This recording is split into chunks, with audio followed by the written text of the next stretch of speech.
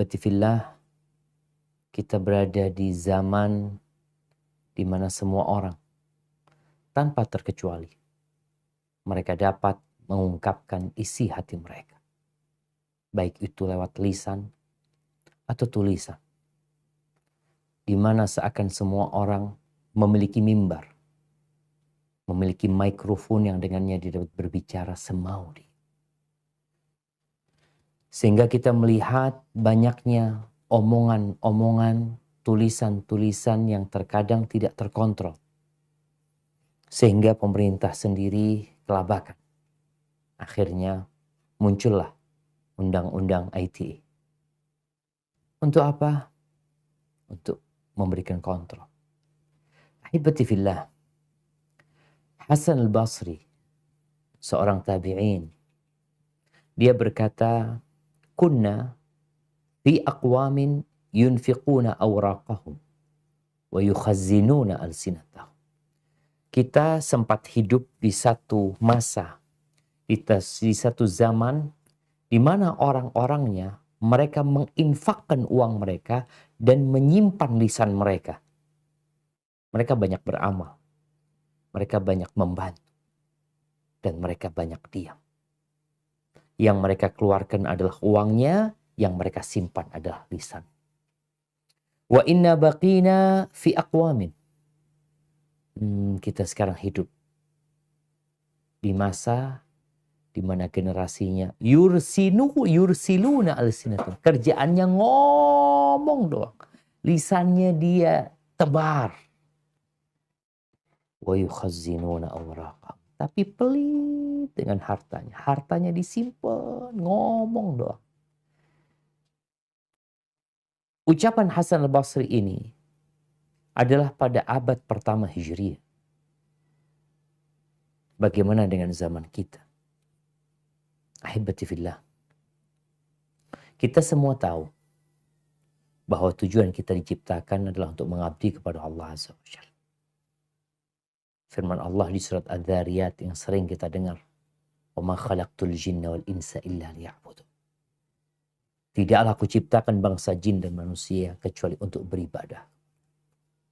Agar mereka mengabdi kepada. Kita diperintahkan untuk beramal. Dan ternyata kalau kita lihat di antara semua amal raga kita, lisan adalah yang paling banyak beramal.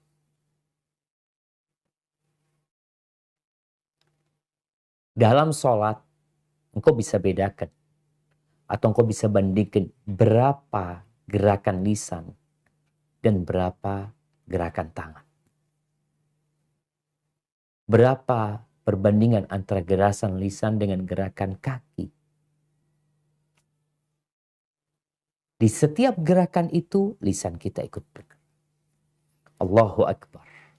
Allahu Akbar. Belum yang kita baca dalam posisi kita ruku. Yang kita baca dalam posisi i'tidal.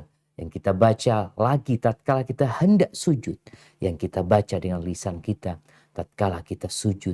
Tatkala kita duduk. Bahkan kalau kita lihat, sholat itu dimulai dengan ucapan, diakhiri dengan ucapan. Lisan. Dimulai dengan Allahu Akbar. Diakhiri dengan Assalamualaikum warahmatullahi wabarakatuh. Oleh karena itu, Rasulullah Sallallahu Alaihi Wasallam bersabda tentang peran lisan ini.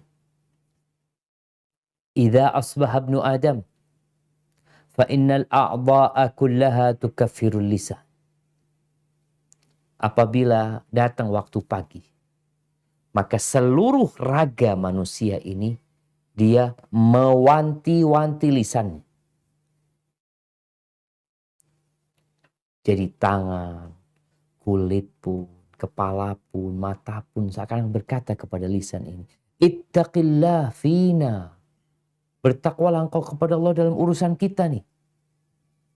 Fa innama nahnu bika. Semua raga ini ikut engkau. Ikut engkau lisan. Fa in istaqamta istaqamna. Kalau engkau istiqamah, kami ikut istiqamah. Tapi kalau engkau menyimpang, wajazina, kita pun akan turut menyimpang. Hadis rawahu Tirmidzi. Dan Imam Tirmidzi juga meriwayatkan hadis bahwa Nabi SAW pernah berkata kepada Mu'adz bin Jabal. Setelah Mu'adz bertanya tentang amalan yang memasukkan ke surga dan menjauhkan dari api neraka, Nabi menjelaskan tentang rukun Islam, ya. Kemudian beliau menjelaskan tentang amalan-amalan sunnah. Lalu di akhir beliau mengatakan, afala adulluka ala milaki dzalika kullihi. Kau mau nggak aku kasih tahu semua urusan yang intinya ada dalam satu perkara? Kata, nah. Lalu Nabi SAW mengeluarkan lisannya. Beliau memegang lidahnya sambil mengatakan, kuffa alaika hadha. Tahan lisan. Jaga lisan. Lalu Mu'adz berkata, ya Rasulullah, wa inna la mu'akhadhuna bima natakallamu bihi. Apakah kita akan diberi hukuman, diazab gara-gara lisan kita? Nabi mengatakan kepada Mu'adz, takilatka ummuka ya Mu'adz. Suatu ucapan yang mengandung teguran keras kepada Mu'adz. Wa hal yakubun nas finnari ala wujuhihim au ala manakhirihim illa hasaidu alsinatim. Wah, itu orang-orang yang tersungkur di dalam neraka, di wajah mereka, di hidung mereka. Karena apa? Karena lisan mereka. Maka kalau kita bicara, kita harus belajar diam sebagaimana kita belajar berbicara. Jadi sebenarnya diam itu kita nggak belajar. Tapi bawaan kita. Bukankah kita keluar dari perut ibunda kita nggak bisa berbicara. Lalu kita diajarin berbicara. Diajarin ngomong, umma, abah. Diajarin ngomong, minta susu. Mau minum air, ya, mau pipis, diajarin kita ngomong. Ketika kita udah pinter ngomong, kita lupa untuk diam. Abu Zayyal rahimahullah ta'ala, beliau mengatakan, ta'allam samt kama tata'allamul kalam. Belajarlah engkau diam sebagaimana engkau belajar berbicara. Fa in yakunil kalam yahdik fa inna samta yaqik. Kalau ucapan itu membimbingmu, memberikan petunjuk kepadamu, sesungguhnya diam itu menjagamu. Walaka fis samti khaslatan. Ada dua keistimewaan dalam berdiam. Ta'khud bihi ilma man huwa a'lam minka. Dengan engkau diam, engkau dapat ilmu dari orang yang lebih alim dari diri. Jadi kita dengan diam mendengarkan orang berbicara, mendengarkan orang menjelaskan. Kayak sekarang nih jamaah pada diam, pada nggak boleh ngobrol sendiri, dengerin ustadz ceramah. Selesai itu dapat apa? Dapat ilmu. Wa tadfa bi anka man huwa ajdal minka. Dengan engkau diam, engkau dapat menolak keburukan orang yang pintar ngomong, yang hendak mendebat dirimu. Karena engkau diam, jadi nggak bisa berdebat. Karena engkau diam. Maka kita perlu kembali mengulangi masa lalu kita tatkala kita nggak bisa berbicara. Tapi dulu kita nggak berbicara karena memang karena nggak bisa bicara. Belum bisa berbicara. Sekarang kita udah pintar ngomong. Maka kita perlu belajar menahan diri yang ingin ngomong. Karena manusia itu memang suka bicara. Tapi dia lupa bahwa semua yang keluar dari lisannya itu dicatat. Sampai para ulama menyebutkan bahwa semua yang diomongkan oleh manusia itu dicatat. Sam'ani dalam tafsirnya mengatakan, qala al-Hasan, yani Hasan al-Basri,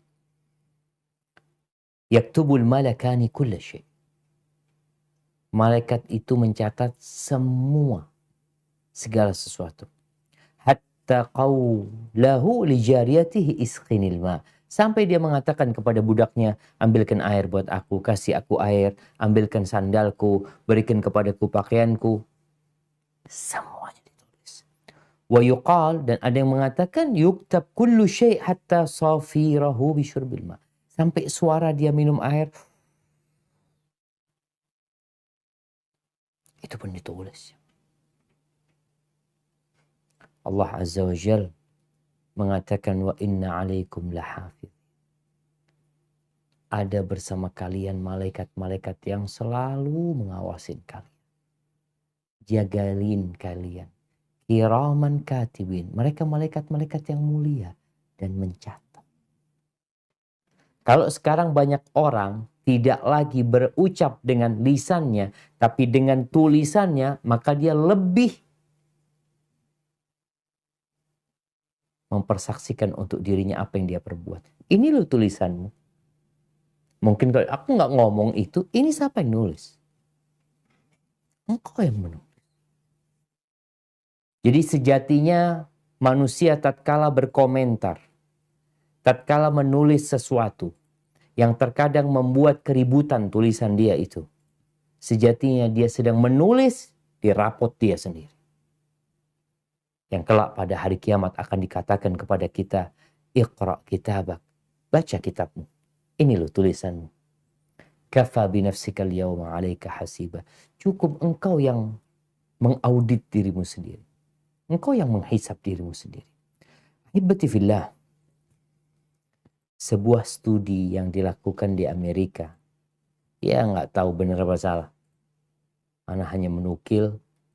Disebutkan bahwasanya seorang perempuan itu bisa mengucapkan dalam sehari 20.000 kata. 20.000 kata. Sementara laki-laki hanya 7.000 kata per hari. Subhanallah. Manusia suka ngomong. Tapi ternyata perempuan itu lebih banyak ngomong.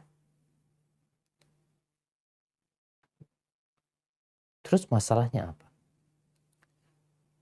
Allah menciptakan wanita berbeda dengan laki-laki. Wanita tuh dengan banyak ngomong, sejatinya itu bahan untuk mendidik anak-anak. Kalau seorang ibu yang diem aja, anaknya nggak bisa ngomong akhirnya. Tapi karena ibunya kalau gendong anaknya sambil dia ngomong, ini anaknya siapa ini? Aduh kok Ayu ini? Padahal anaknya sendiri. Siapa namanya? Ngomong dia, itu perempuan. Tapi kalau bapak-bapak kan memang jarang ngomong. Hibatifillah. Bayangin ya, kalau 20.000 kata, 10%-nya itu zikir.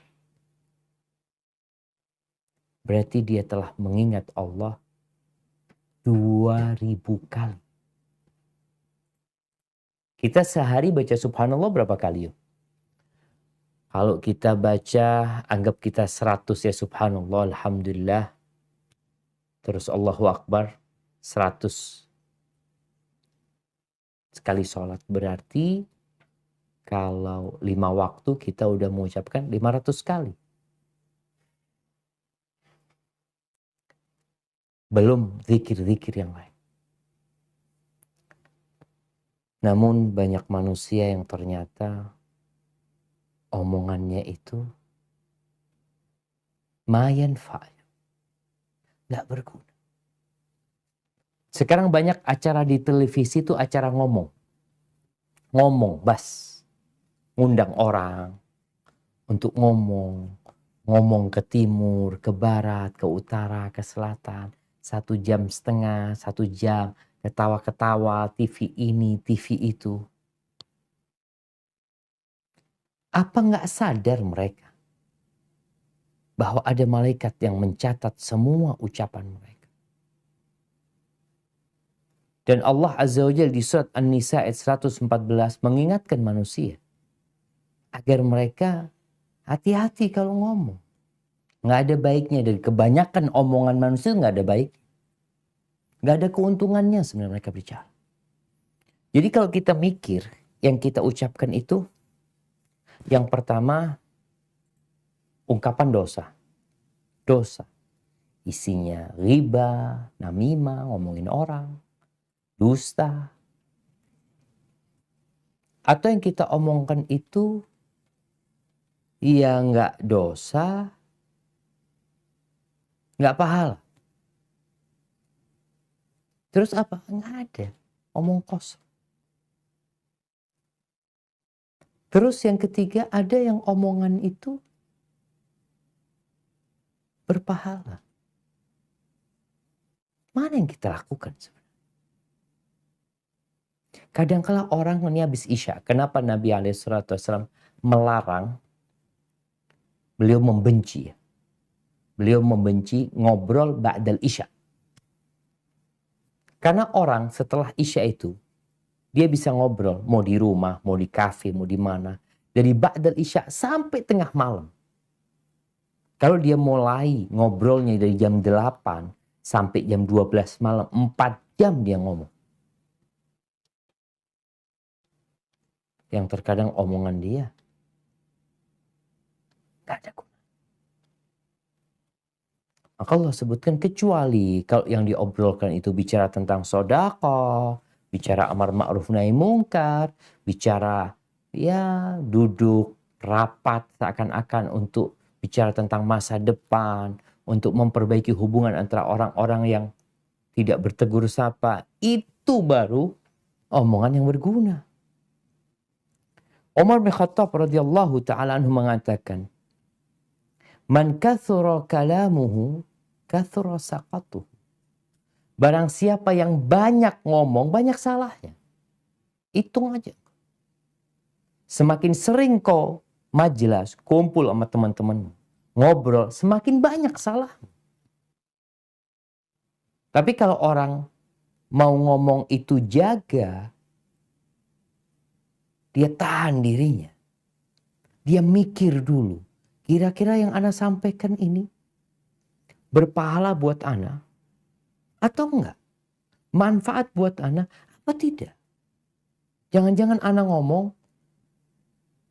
buat orang sakit hati. Nabi SAW mengarahkan manusia untuk lebih banyak diam daripada berbicara. Bahkan dalam hadis yang diriwayatkan Imam Bukhari dan Muslim, beliau mengatakan, "Man kana yu'minu billahi wal yaumil akhir falyaqul khairan aw liyasmut." Barang siapa yang beriman kepada Allah dan hari akhir, hendaklah dia berbicara yang baik atau diam. Jadi orang diam itu tanda beriman dengan Allah dan hari akhir. Jadi kepingin tahu orang ini beriman nggak ya sama Allah dan hari akhir? Coba engkau lihat. Ngomongnya baik nggak? Tuh ngomongnya kasar, kotor. Yang menunjukkan keimanan dia kepada Allah dan hari akhir lemah sekali.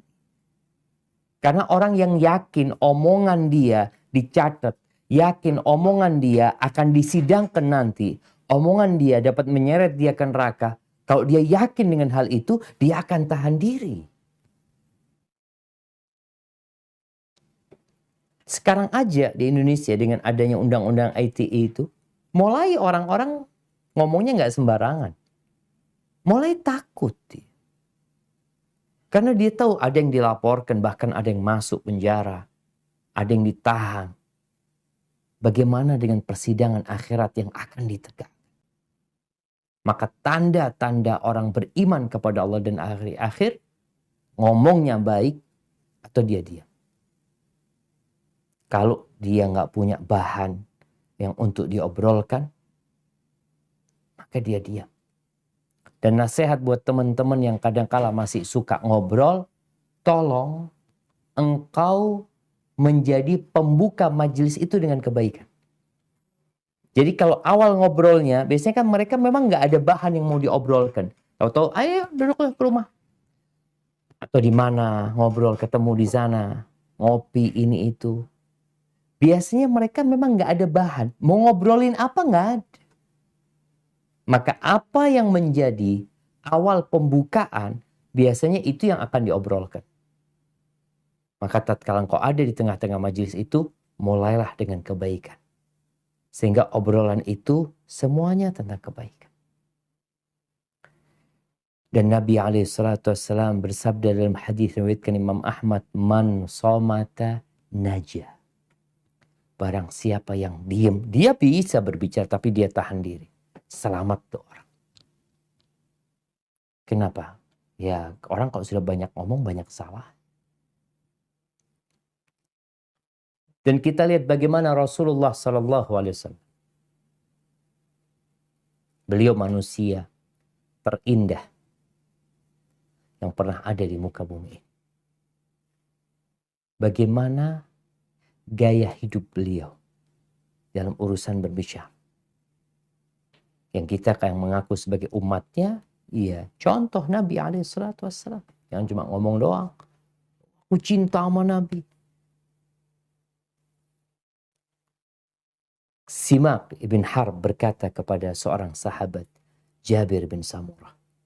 Dia kepingin bertanya, kepingin tahu gimana sih hidupnya Nabi SAW. Kunta tujalisu Rasulullah SAW. Apakah engkau duduk bersama Nabi SAW? Bayangin ya, tabi'in ini gak pernah ngelihat Nabi, dia ngelihat para sahabat. Betapa indahnya hidup bersama Nabi. Maka dia tanya sama Jabir bin Samurah, engkau duduk gak sama Nabi SAW? Kala na'am. Iya. Wa kana tawila samti qalila dhahik. Beliau orangnya itu panjang diamnya. Sedikit tertawa. Wa kana ashabuhu yadhkuruna 'indahu asy-syi'r wa asya' min umurihim. Dan biasanya sahabat-sahabat cerita ya tentang syair-syair, tentang urusan-urusan mereka. Wa fayadhakun. Sahabat ketawa. Bagaimana Nabi SAW? Wa rubbama tabassam. Nabi mungkin beliau cuma tersenyum. Alaihi salatu wassalam. Hadis rawahu Ahmad. Dan kata Aisyah radhiyallahu taala anha, nih seorang istri yang hidup mendampingi suami bertahun-tahun sehingga dia tahu dengan suami. Apa kata Aisyah tentang suaminya? Radhiyallahu taala anha, anna an-nabiy sallallahu alaihi wasallam kana yuhadditsu haditsan law addahu al-'ad la ahsa. Nabi SAW tuh kalau lagi ngobrol sama para sahabatnya, cerita sama para sahabatnya, beliau tuh omongannya bisa dihitung. Jadi kalau ada orang yang mau ngitung berapa kalimat yang Nabi ucapkan, bisa dia menghitung. Ini menunjukkan sedikitnya omongan Nabi SAW dan semua omongannya bermanfaat.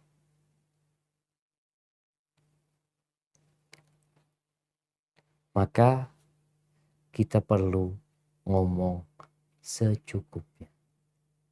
Ya perlu ngomong, nggak perlu nggak usah. Kenapa? Ada malaikat yang nyatat. Abdullah bin Mas'ud radhiyallahu taala anhu mengatakan, wa iyyakum wa fudulal kalam. Bihasabir rajul an yablugha hajatahu. Kalian itu jangan ya ngomong terlalu banyak gitu. Ngomong perkara-perkara yang kalian nggak ada perlunya. Hindari hal itu. Kenapa? Cukup engkau ngomong yang hajatmu tersampaikan. Jadi kalau lagi ngobrol sama teman-temannya, ya ngomonglah yang hajatnya orang itu tahu maksudnya antum. Nggak usah bertele-tele ngomongnya. Kenapa? Menghindari kesalahan. Apa kata Anas bin Malik radhiyallahu ta'ala, kalau kita melihat nih para sahabat itu mengajarkan kepada para tabi'in, kepada generasi yang selanjutnya agar mereka menjaga lisan mereka, agar mereka belajar diam sebagaimana mereka belajar berbicara. Anas bin Malik mengatakan, la yattaqillaha 'abdun haqqa tuqatihi hatta yakhzina min lisani. Orang itu tidak akan sampai ketakwaan yang maksimal, ketakwaan yang sebenarnya sampai dia menjaga lisannya. Di surat Ali Imran ayat 102 yang sering kita dengar khatib Jumat membacakan ayat ini. Dan Nabi SAW biasa membacakannya dalam khutbatul hajah.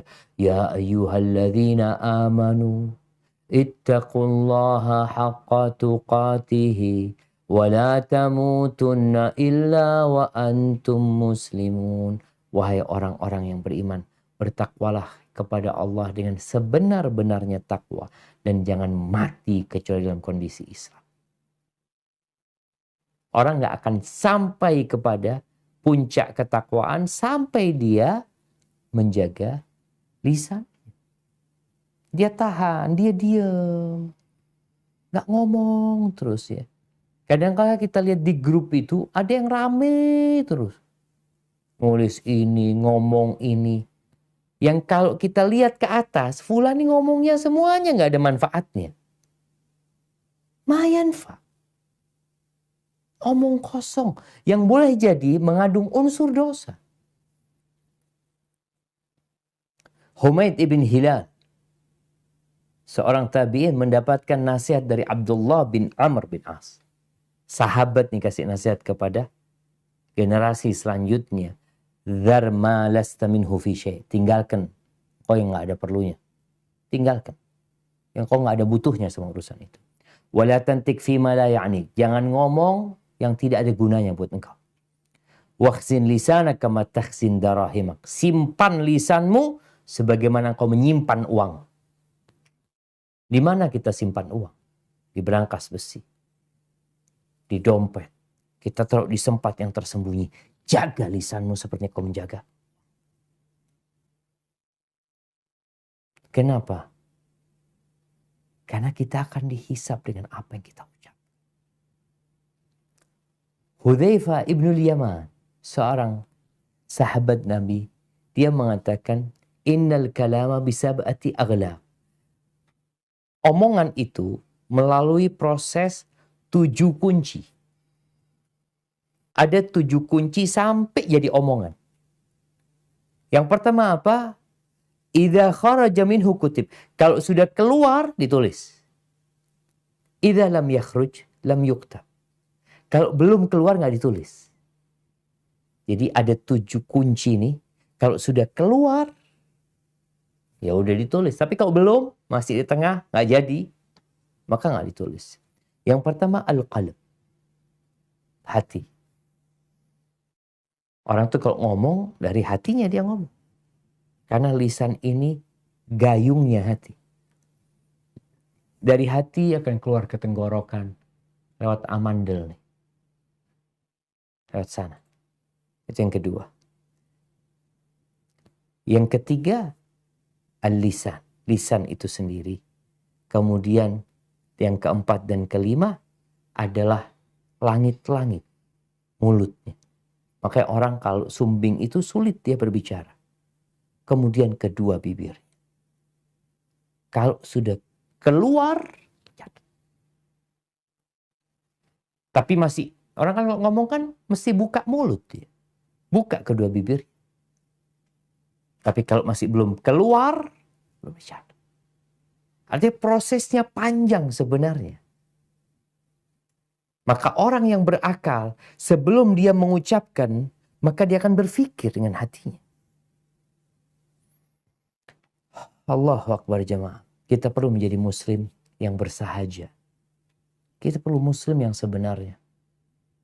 Karena jangan sampai engkau menjadi penyebab agama yang indah ini tercoreng. Gara-gara omongan. Gara-gara bikin status yang tidak tepat. Gara-gara membuat pernyataan yang sejatinya seharusnya kau tidak melakukan hal itu. Menyakitin banyak orang.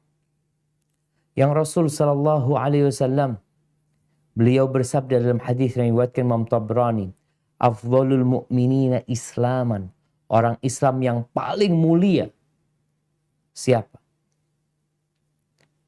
Man salimal muslimun min lisanihi wa yadihi. Yang orang Islam lainnya selamat dari lisannya dan tangan. Dia nggak nyakitin orang dengan lisan. Tidak. Bagaimana cerita sahabat kepada Nabi SAW tentang seorang wanita taqumul lail, tasumun nahar, wa tatasaddaq. Nih orang sholat malam, rajin sholat malam, tekun puasa sunnah, dan suka bersedekah. Tapi masalahnya dia itu di lisannya itu pedes kalau ngomong. Tu'dhi jirana. Suka menyakiti tetangga. Apa kata Nabi SAW? La khair. Nggak ada baiknya nih perempuan. Iya finnar. Di neraka. Gara-gara apa? Gara-gara nggak belajar diem. Ada perempuan yang ember ya. Ngomong. Yang kadang kala membuat tetangganya sakit hati. Dan dia nggak peduli dengan itu. Malaikat peduli. Malaikat mencatat. Mungkin kau tidak peduli. Mungkin kau menganggap biasa. Tapi malaikat akan mencatat. Bahwasanya omonganmu telah membuat tetangga-tetanggamu tersakiti hati. Terus gimana cara kita belajar diem? Ini poinnya. Terus gimana supaya kita ini, ya tadi, kita belajar diam sebagaimana belajar berbicara. Yang pertama adalah mengetahui keutamaan diam dan bahaya berbicara. Udah kita bahas tuh. Kau dengar sudah ayat-ayatnya. Sabda Nabi SAW, ucapan para sahabat yang mereka menegaskan bahwasanya pentingnya diam. Terus yang kedua, kuatkan imanmu. Bahwasanya akan ada hari kau dihisab dengan semua yang kau ucapkan. Sehingga keimanan ini menjadi motor penggerak engkau untuk diam. Mau ngomong, ini omonganku kira-kira dicatat di timbangan kebaikan atau keburukan. Maka kalau sudah engkau sampai ke titik itu, insya Allah engkau akan dapat menahan ucapan. Yang ketiga, menggunakan lisan ini untuk berzikir. Dalam sebuah athar disebutkan la tukthirul kalam bi ghairi dzikrillah. Engkau jangan banyak bicara selain dengan berzikir kepada Allah. Fa inna kathratal kalama bi ghairi dzikrillah qaswatun lil qalb. Kan orang kalau sudah banyak ngomong, yang omongannya tidak mengandung zikir kepada Allah, maka hatinya akan keras. Wa inna ba'dan nas minallah al-qalbul qasi. Orang yang paling jauh dari Allah adalah orang yang hati keras. Maka perbanyak zikir. Kata Nabi SAW, ad-dunya mal'unatun mal'unun ma fiha. Dunia ini terkutuk. Dunia ini terlaknat. Dan semua yang di dalamnya ikut terlaknat. Kecuali apa? Illa zikrullah. Kecuali mengingat Allah. Wa ma wala. Dan ketaatan-ketaatan lain. Wa aliman au muta'alim. Dan orang yang alim yang mau belajar. Dan dia belajar. Kemudian ketika engkau hendak kumpul sama teman-temanmu, engkau perlu mempersiapkan bahan. Mau ngobrolin apa sih? Diundang kawan-kawan nih. Yuk bismillah. Majelis di rumah. Ngobrol kita yuk. Aku traktir ini dan itu. Engkau coba berpikir. Mau ngobrolin apa? Tanya. Kalau ternyata nggak ada yang mau diobrolin, nggak ada, duduk lah ngobrol apa aja. Lebih baik kita menghindar. Tapi kalau memang yang diomongkan itu sesuatu yang berguna, silahkan jamaah. Kemudian tatkala duduk, ngobrol di sana. Dan ternyata ada obrolan yang dimurkai oleh Allah Azza wa Jalla. Apa sikap kita? Diam? Di sini engkau berbicara. Rasul sallallahu alaihi wasallam mengatakan, "Man ra'a minkum munkaran falyughayyirhu biyadihi." Barang siapa di antara kalian melihat kemungkaran, hendaklah dia merubah dengan tangannya. Dia rubah dengan tangannya. Nggak mampu, maka dengan lisannya. Ini saatnya engkau berbicara. Tatkala melihat kemungkaran terjadi, tahu-tahu ini ghibain saudaranya, berburuk sangka sama saudaranya, menuduh saudaranya melakukan perbuatan dosa. Apa yang seharusnya dia lakukan? Dia rubah dengan lisannya. Kasih tahu.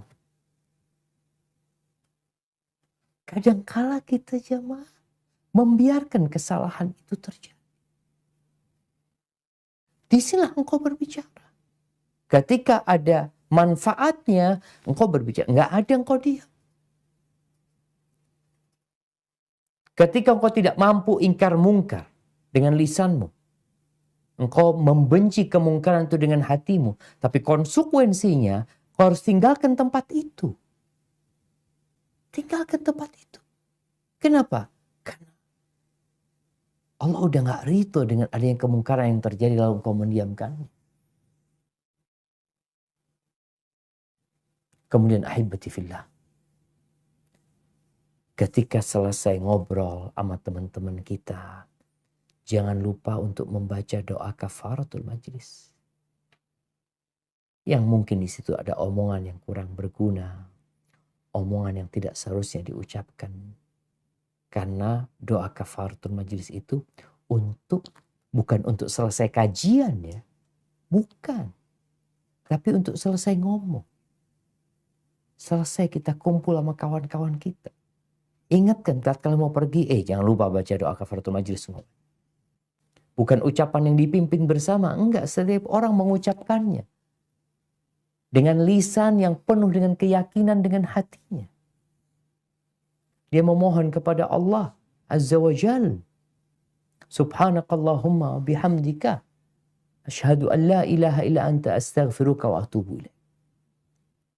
Dia menyucikan Allah, memuji Allah, bersyahadat bahwa tiada yang berhak disembah kecuali engkau. Aku memohon ampun kepadamu dan bertobat. Maka di sini dalam rangka kita belajar untuk diam, engkau perlu memohon kepada Allah selalu agar diberi petunjuk. Karena banyak di antara kita yang menganggap biasa. Biasa ngomong. Engkau lihat tiap hari dia bikin komentar, dia bikin tulisan, atau dia bikin konten ini dan itu.